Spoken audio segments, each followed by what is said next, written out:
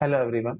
अब हम लोग मोस्ट अवेटेड टॉपिक स्टार्ट कर रहे हैं, that is data structures and algorithms. तो जैसे हम कोई भी नया सब्जेक्ट स्टार्ट करते हैं, सबसे पहले हम सिलेबस डिस्कस करते हैं। जो मेरा जनरल रूटीन है वही रूटीन हम लोग फॉलो करेंगे।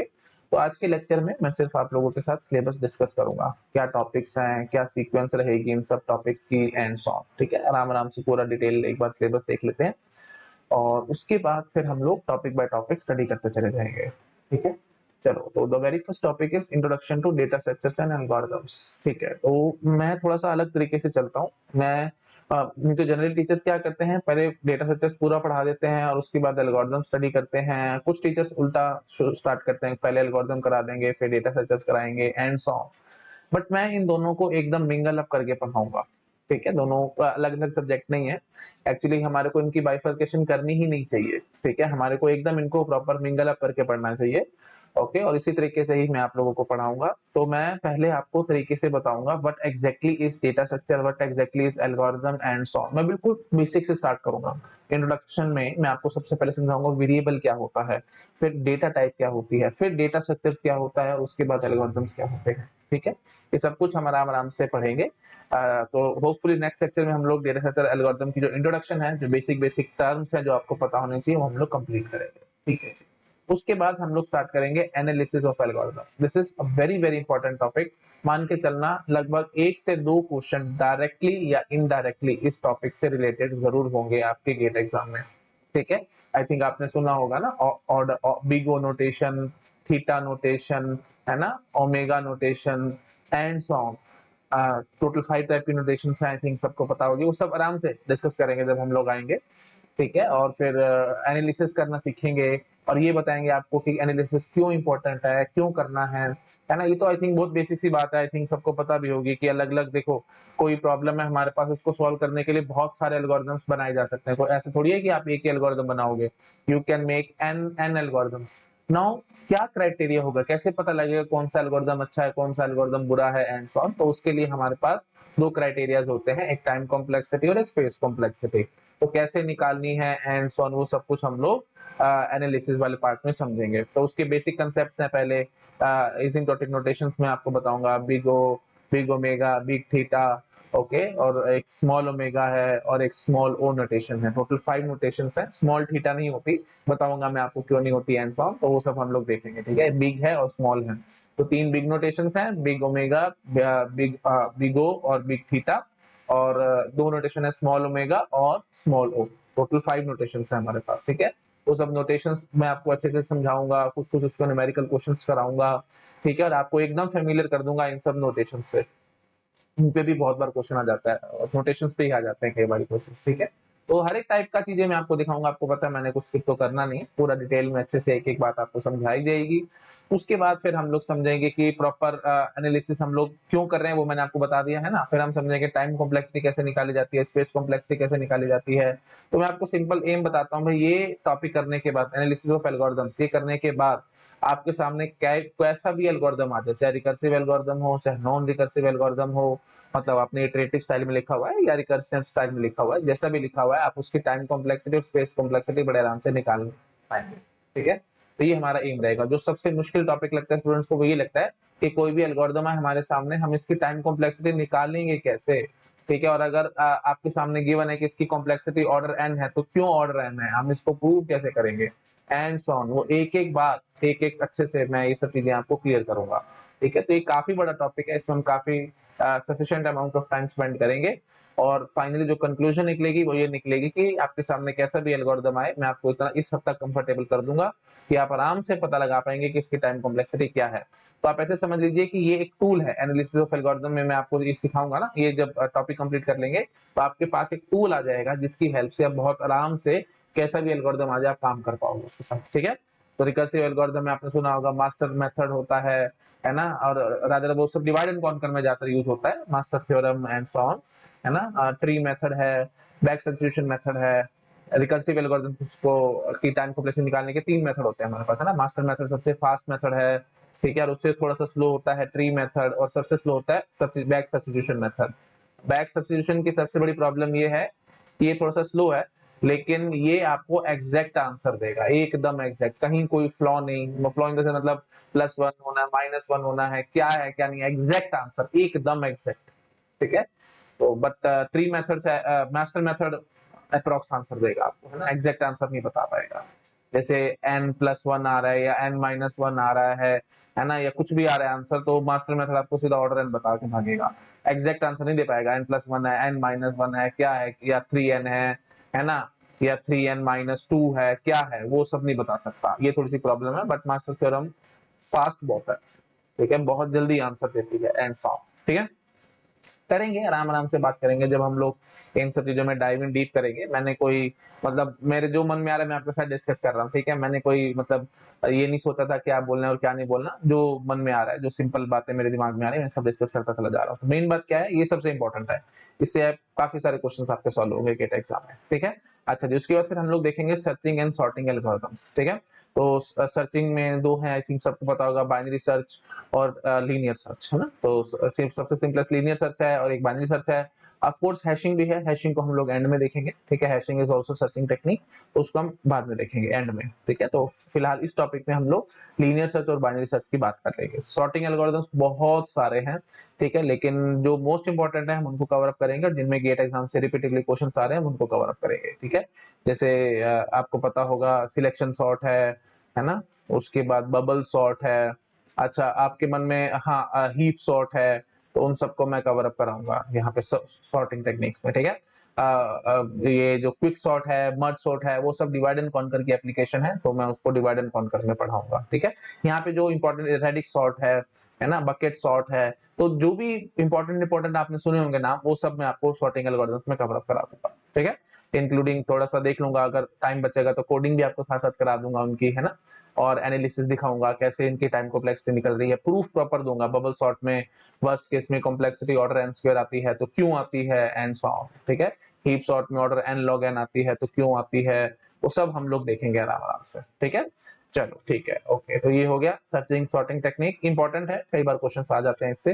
फिर हम लोग एरेज का टॉपिक देखेंगे, एरेज क्या है ना, इनको हम कैसे मतलब यू कैन से इम्प्लीमेंट करते हैं, और फिर लिंक लिस्ट के बारे में समझेंगे, ठीक है। लिंक लिस्ट पे क्वेश्चंस आ जाते हैं कई बारी, बहुत ज्यादा तो नहीं आए हैं क्योंकि इतना एक्चुअली ये सब टॉपिक्स ना प्लेसमेंट में बहुत आते हैं लिंक लिस्ट में, जैसे मिडल एलिमेंट फाइंड करना, है ना, और पता लगाना कि एलिमेंट्स डिक्रीजिंग ऑर्डर में है, इंक्रीजिंग ऑर्डर में है, एंड सो ऑन, बहुत बहुत कुछ है लिंक लिस्ट में पढ़ने के लिए, ठीक है। खैर जितना मतलब हम लोग बहुत ज्यादा डीप में नहीं जाएंगे, जितना गेट के लिए इंपॉर्टेंट होगा मैं उससे थोड़ा सा लेवल अप ही रखूंगा, डाउन नहीं करूंगा। आई थिंक आप लोग इतना तो मेरे को सब पहचानते ही हैं, इतना टाइम से जैसे आप मेरे से पढ़ रहे हैं चीजें, है ना। बट अगर आप सोचे कि मैं बिल्कुल प्रॉपर प्लेसमेंट लेवल तक जाकर के पूरा डीप में पढ़ा दूंगा, नहीं, मैं ऐसा काम नहीं करूंगा, नहीं तो 1 साल लग जाएगा, ये हमारा डेढ़ से ज्यादा एल्गोरिथम कंप्लीट नहीं होगा, है ना। बहुत बड़ा टॉपिक है ऐसे तो, है ना, क्योंकि प्लेसमेंट्स के लिए थोड़ी सी कहानी अलग रहती है, ठीक है। गेट में इतना ज्यादा नहीं है कि हम सोचें कि पूरा अच्छे से करना है, एंड सो ऑन, क्वेश्चंस बहुत बनते हैं ना। मेन बात देखो, डेटा स्ट्रक्चर एल्गोरिथम की मैं आपको एक सबसे खास कहानी बताता हूँ। ये टॉपिक में ना देखो कंसेप्ट बहुत कम है, इतने से अगर कंसेप्ट है ना, ठीक है, तो आप मान लो जैसे कंसेप्ट होंगे 8 to 10% सिर्फ, ठीक है, तो बाकी जो है आपका 90% जो है वो क्वेश्चंस है, ठीक है। रादर 8 to 10 भी मैं बहुत ज्यादा ही बोल रहा हूँ, है ना। 5 to 5 समझ लो, 5 to 6% ओनली कंसेप्ट हैं, उसके बाद आगे सारे इस पे क्वेश्चंस बनते हैं। तो हमारे को क्वेश्चंस की बहुत ज्यादा प्रैक्टिस करनी है, जितने ज्यादा हम लोग क्वेश्चंस की प्रैक्टिस करेंगे और समझते जाएंगे चीजों को, उतनी आराम से हम लोग ये सब्जेक्ट क्लियर करते चले जाएंगे। और क्वेश्चंस जनरली मैं अलग अलग सब बुक्स वगैरह से भी उठाता रहूंगा, बट पीवाईक्यूज पे हमारा फोकस बहुत ज्यादा रहेगा, क्योंकि पीवाईक्यूज हमारे को एग्जैक्टली बताएंगे क्या लेवल है गेट का, किस टाइप के क्वेश्चंस उसमें पुट हो सकते हैं। नहीं तो अगर हम जनरली ऐसे कुछ भी क्वेश्चन उठा के करने बैठ जाएंगे तो फिर तो वही बात है, गेट के लेवल को क्रॉस कर जाएंगे और फिर प्रॉब्लमेटिक सिचुएशन हो जाएगी हमारे लिए, और अननेसेसरी खींचता चला जाएगा ये टॉपिक। मैं जिसको जबरदस्ती खींचना नहीं चाहता, ठीक है। आई थिंक समझ में आ रहा होगा सबको। और इसके लिए जो बेसिक बात है ना, वो एप्टीट्यूड आपका अच्छा होना चाहिए, ठीक है। वैसे भी हम साथ साथ एप्टीट्यूड कर भी रहे हैं, मतलब common sense, the only thing is बहुत ज्यादा अच्छी है अगर आपकी कॉमन सेंस है, प्रॉब्लम सॉल्विंग स्किल्स आपकी अच्छी हैं, है ना, तो आप इस टॉपिक को बहुत अच्छे से कवर अप कर पाएंगे। और अदर प्रॉब्लम सॉल्विंग स्किल्स आपकी इसमें डेवलप भी बहुत ज्यादा होंगी, बहुत अच्छे से मैं डेवलप करूंगा आपकी चीजें, है ना, कि कैसे कोई प्रॉब्लम आए तो उसके लिए एल्गोरिथम लिखना है, एंड सब चीजें हम आराम आराम से देखेंगे, ठीक है। तो एप्टीट्यूड अच्छा होना चाहिए और वही बात है, प्रॉब्लम सॉल्विंग स्किल्स आप इससे सीखते चले जाओगे। थोड़ा बहुत मैथमेटिकल बैकग्राउंड आपका अच्छा होना चाहिए, ठीक है। और वो जो भी मैथमेटिक्स यूज होगी, डोंट वरी, मैं आपको साथ साथ दिखाता जाऊंगा। सीरीज वगैरह आपको समझ में आनी चाहिए, सीक्वेंस सीरीज का टॉपिक आपने 11th-12th में कवर किया होगा, तो समेशन वगैरह ये सब आना चाहिए आपको। आई थिंक 11th क्लास में आपने पढ़ा होगा ये सब कुछ, ठीक है। कोई बात नहीं, जहाँ पे जो जरूरत पड़ेगी मैं आपको कराता रहूंगा चीजें, ठीक है। प्रोबेबिलिटी के कुछ बेसिक बेसिक कंसेप्ट हैं जो आपको आने चाहिए। खैर जो भी चीजें होंगी, जहाँ पे भी कुछ यूज हो रहा होगा तो मैं आपको बताता चला जाऊंगा। मेन बात क्या है कि कई टीचर्स क्या होता है, मैथमेटिक्स को बीच में से उड़ा देते हैं, डेटा स्ट्रक्चर एल्गोरिथम पढ़ाते टाइम ज्यादा डिस्कस ही नहीं करते चीजें, लेकिन मैं प्रॉपर डिस्कस करूंगा। मैं ऐसे ही मैथमेटिक्स को बीच में से उड़ाऊंगा नहीं, क्योंकि मैथमेटिक्स के बिना अगर आपने सब्जेक्ट को पढ़ा तो फिर पढ़ा ना पढ़ा एक बराबर हो जाएगा। गेट एग्जाम में कुछ ऐसे उल्टा सीधा क्वेश्चन आएगा जो आपसे सॉल्व ही नहीं होगा, ठीक है। तो हम इसको अच्छे से क्लियर कट करते चले जाएंगे। ओके, अच्छा, और प्रोग्रामिंग मैं थोड़ी सी एक्सपेक्ट करूंगा, बहुत ज्यादा कोडिंग नहीं चाहिए मेरे को कि आपको बहुत high level fancy fancy codes लिखने आने चाहिए, ऐसा नहीं। बेसिक बेसिक इंट्रोडक्शन आपको आनी चाहिए कि अब जैसे मैं क्वेश्चन के अंदर लिखूंगा for loop and so on while loop, I think इतना बेसिक तो आपको आना चाहिए, है ना। अगर ये सब भी नहीं आता है तो प्लीज आप मेरे पहले सी प्रोग्रामिंग के वीडियोस देखो, ठीक है, सी लैंग्वेज के वीडियोस देखो, उससे आपके बेसिक बेसिक कंसेप्ट क्लियर हो जाएंगे और उसके बाद फिर आप ये टॉपिक देख सकते हैं। तो बेसिक जो प्री रिक्विजिट है वो प्रोग्रामिंग की है, ठीक है। प्रोग्रामिंग कोडिंग थोड़ा थोड़ा बेसिक बेसिक आना चाहिए आपको, वो सब आप मेरी सी लैंग्वेज की प्लेलिस्ट से देख सकते हैं, है ना। क्योंकि आप बीटेक में जब आप पढ़ते हैं तो वही ऐसे ही चलता है ना, सबसे पहले सी लैंग्वेज आती है आपकी, उसके बाद आप डेटा स्ट्रक्चर्स पढ़ते हैं, है ना, और उसके बाद आप फिर एल्गोरिथम्स का टॉपिक स्टडी करते हैं, ठीक है। और फिर यहाँ से अगर आपने अच्छे से गेट लेवल का एल्गोरिथम ढंग से कर लिया तो आपकी जो यू कैन से एमटेक है उसमें लाइफ काफी हद तक इजी हो जाएगी, है ना। क्योंकि एल्गोरिथम से ही आगे आप फर्स्ट सेमेस्टर में ही चाहे कहीं कहीं से भी एमटेक करो, एडवांस एल्गोरिथम का टॉपिक आएगा ही आएगा, ठीक है। एडवांस एल्गोरिथम में आपको बहुत सारे टेक्निक्स और ये सब सिखाई जाती हैं, तो चाहे कहीं से भी एमटेक करो, ये सब टॉपिक्स आपको आने चाहिए, है ना। क्योंकि अगर आपका गेट लेवल का एल्गोरिथम अच्छे से क्लियर है तो आप एडवांस एल्गोरिथम बहुत आराम से वहां पे पिकअप कर पाएंगे, है ना। और उसके बाद फिर जो आजकल ट्रेंडिंग में है machine learning, AI, natural language processing, NLP वगैरह आप देखते हैं, तो इन सब चीजों में बहुत ज्यादा एल्गोरिथम्स का यूज होता है, बहुत ज्यादा, ठीक है। हर एक टेक्निक के पीछे क्या क्या एल्गोरिथम्स हैं, तो वो सब आप अच्छे से समझ पाओगे अगर आपके बेसिक्स क्लियर हैं तो। और फॉर्चुनेटली अनफॉर्चुनेटली जब आप एमटेक कर रहे होगे वहां पे प्रोफेसर आईआईटीज में कर रहे हो चाहे कहीं से भी कर रहे हो, वहां पे वो गेट लेवल वाली बातें नहीं करेंगे आपके साथ, ठीक है। सीधा एकदम जंप मारेंगे, बेसिक बेसिक क्लियर नहीं करेंगे, सीधा यहाँ पे जंप कर जाएंगे। और यहाँ पे अगर आपको चीजें समझनी है तो फिर ये बेसिक नहीं आता होगा तो आप यहाँ तक पहुंच नहीं पाओगे और फिर आपकी लाइफ थोड़ी सी वहां पे मुश्किल हो सकती है, ठीक है। तो बेटर है कि चीजों को आप ढंग से बेसिक चीजें अच्छे से पढ़ के जाओ, ठीक है। मैं बार बार समझाता हूँ, बेस बहुत ज्यादा स्ट्रांग रखो, अगर बेस स्ट्रांग होगा तो आपको एमटेक में परेशानी नहीं आएगी, नहीं तो आप परेशान होते रहोगे, ठीक है। जबरदस्ती अगर आपने चीजों को रटा और जैसे तैसे करके गेट में रैंक ले आए तो वहां पे फिर आपकी लाइफ इजी नहीं रहेगी, ठीक है। It will not remain easy. और आपको पता ही है भाई, है ना, चाहे डायरेक्टली चाहे इनडायरेक्टली हर जगह एल्गोरिथम यूज होना ही होना है, ठीक है। This is really very very important topic.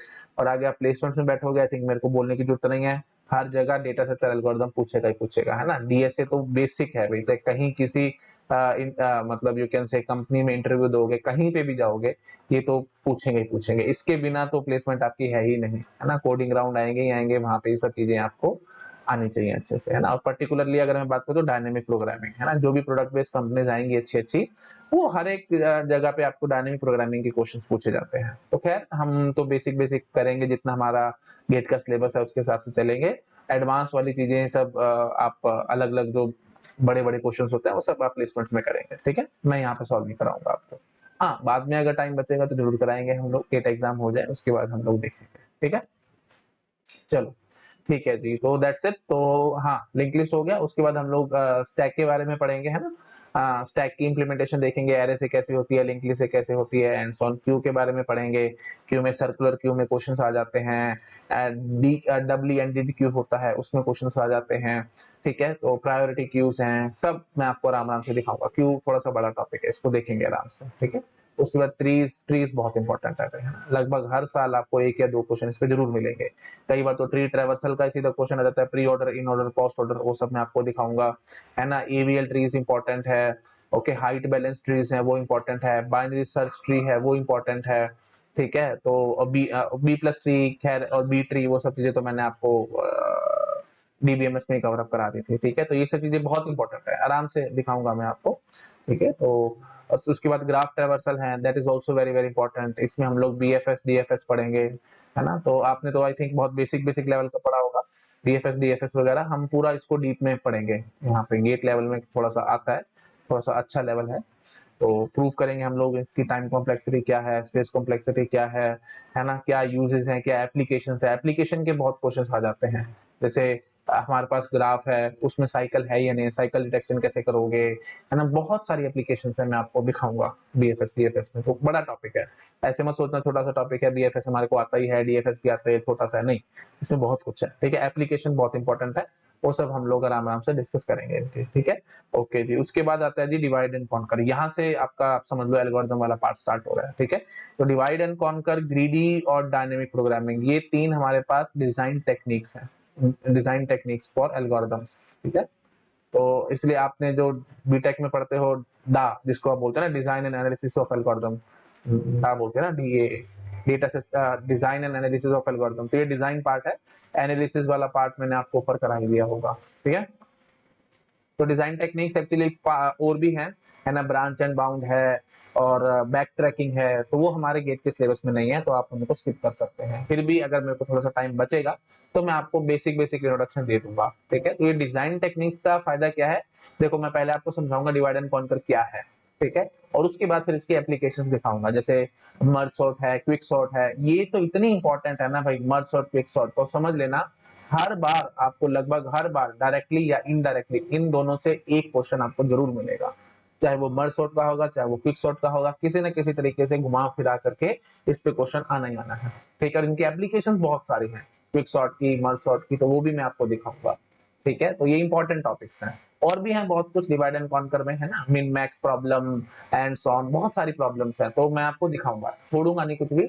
लगभग 8 से 10 एप्लीकेशंस मैं आपको डिवाइड एंड कॉन्कर के दिखाऊंगा, ठीक है। मैं ऑफ कोर्स अभी सारा सिलेबस नहीं लिख रहा हूँ, ऐसे नहीं तो एक एक टॉपिक को एक्सप्लेन करने बैठूंगा और उसके सारे सब टॉपिक्स लिखूंगा तो आप समझ नहीं पाओगे चीजों को, है ना। अभी इतनी चीजें क्लियर नहीं होंगी शायद आप लोगों को, है ना, और वो सब मैं लिखूं और उसमें टाइम बर्बाद करूं, उसको कोई फायदा नहीं है।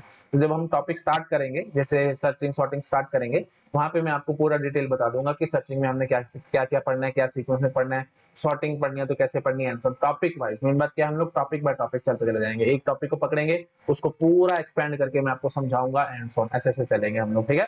अभी सारा लिख दूंगा तो कोई फायदा नहीं होगा, आपको समझ ही नहीं पाओगे क्या हो रहा है क्या नहीं हो रहा। बेटर है अभी ऐसे हम नहीं करते, आराम आराम से चलेंगे, ठीक है जी।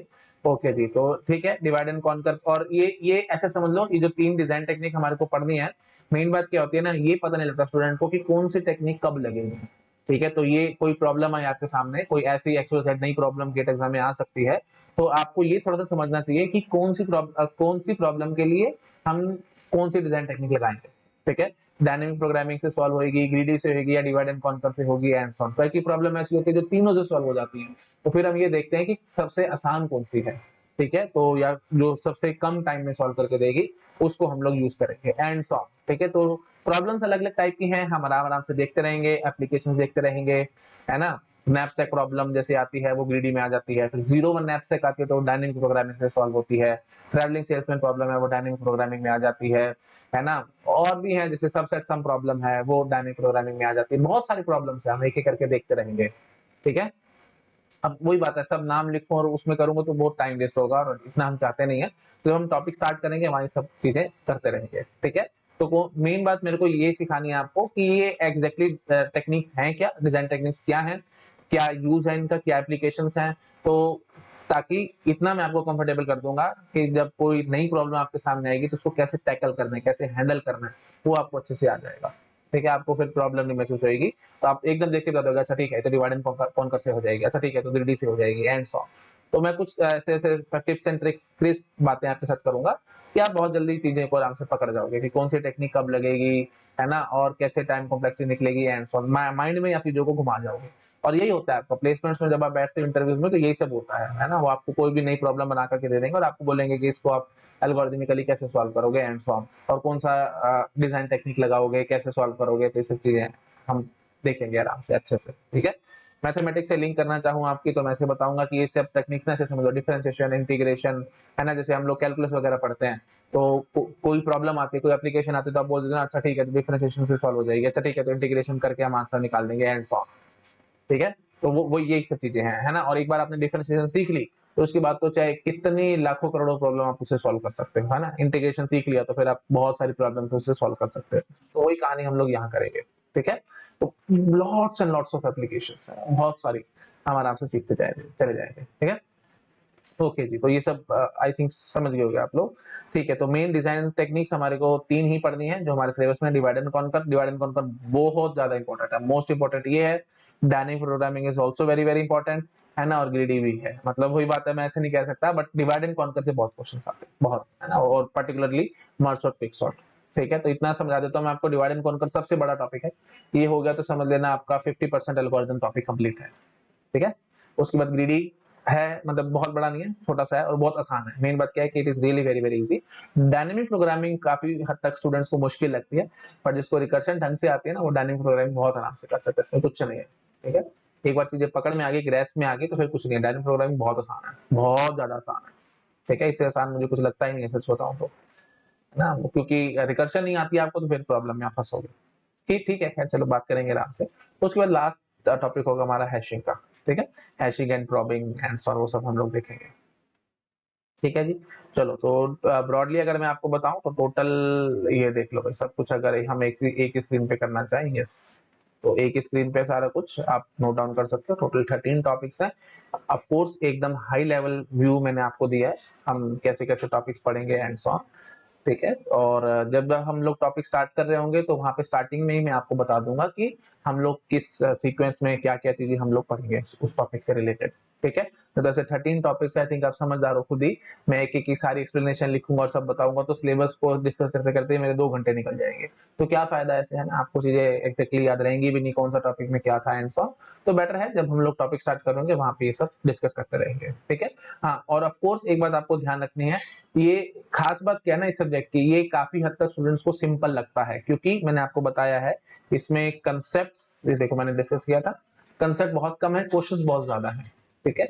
और इंटर रिलेटेड की बात करो तो बहुत ज्यादा इंटर रिलेटेड नहीं होते हैं इसमें टॉपिक्स। तो मेन बात क्या है, आपको टॉपिक बाय टॉपिक चलते चले जाना है और चीजें समझते चले जाने हैं, ठीक है। तो प्रॉब्लम आए तो आपको पता होना चाहिए कि हाँ जी ये टॉपिक में है तो ये टॉपिक मेरा सा वीक, थोड़ा सा वीक है, मैं इसको स्ट्रॉन्ग कर लेता हूँ एंड सो, ठीक है। चलिए ठीक है, आई थिंक समझ गए आप लोग। ओके जी, ठीक है, तो यही अपना लेक्चर एंड करते हैं। हमने डिस्कस कर लिया है बेसिक सिलेबस, ओके। और नेक्स्ट लेक्चर में फिर हम लोग introduction to data structure algorithm topic, जो फर्स्ट टॉपिक है, इसको स्टार्ट कर लेंगे, ठीक है। चलिए ठीक है, okay, thank you so much, bye bye. आप लोग शायद मॉर्निंग से वेट कर रहे होंगे कि सर कब सिलेबस डिस्कस करेंगे, कब टॉपिक स्टार्ट करेंगे। एक्चुअली बहुत लेट हो गए थे हम लोग रात को आने में, मैं एक्चुअली आउट ऑफ टाउन गया हुआ था, तो बस फिर काफी थकान थी मेरे को, है ना। तो थोड़ा सा ठीक लग रहा था तो मुझे लगा चलो एक बार एटलीस्ट सिलेबस का वीडियो तो डाल ही देते हैं, ठीक है। तो कल से मैं कोशिश करता हूँ थोड़ा सा स्पीड पिकअप करता हूँ, ओके। अच्छा, एक बात और मैं आप लोगों को बता देता हूँ, बहुत सारे स्टूडेंट्स मेरे को कह रहे थे कि सर जो डिजिटल है वो बहुत टाइम से पेंडिंग है ना, उसको बीच में मत छोड़ देना, एप्टीट्यूड जो है, ये सब चीजें मैं साथ साथ चलाऊंगा, ठीक है। तो प्लीज आपको टेंशन लेने की जरूरत नहीं है, ये सब चीजें पहले चलती रहेंगी, ठीक है। तो फोकस हमारा डिजिटल पे रहेगा, एप्टीट्यूड पे रहेगा और डेटा स्ट्रक्चर एल्गोरिथम पे भी रहेगा। तो जैसे पहले शेड्यूल हमारा चल रहा था कुछ टाइम पहले तक, मैंने बीच में सब कुछ छोड़ दिया था, डिजिटल एप्टीट्यूड छोड़ दिया था और मैं सीएन पे पूरा फोकस कर रहा था कि जल्दी से जल्दी उसको कंप्लीट कराऊं एंड सो ऑन।